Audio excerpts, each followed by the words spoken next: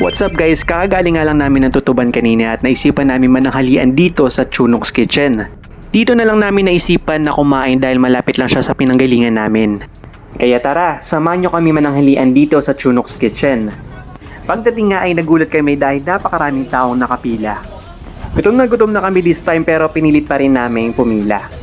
Nakakatakam nga yung mga ulam na kanilang hinahanda. Dahil sa tuwing nauubos ang isang ulam ay agad nila itong pinapalitan ng bagong ulam. At pagtapos nun ay agad kami nag-order ng 2 kanin at aming mga ulam. Pork pinagaman pa na. Menudo. Kakdakan. Then, kalabasa with chow.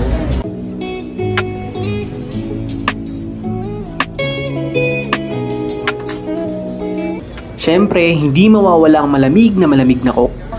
Tara, kain na tayo!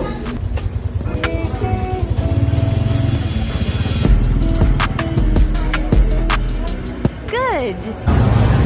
Pork. Kayo na nga lang humusga kung masarap nga ba o hindi.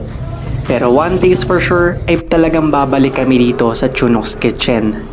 Kaya sana nagustuhan niyo yung vlog namin. Maraming salamat. Paalam!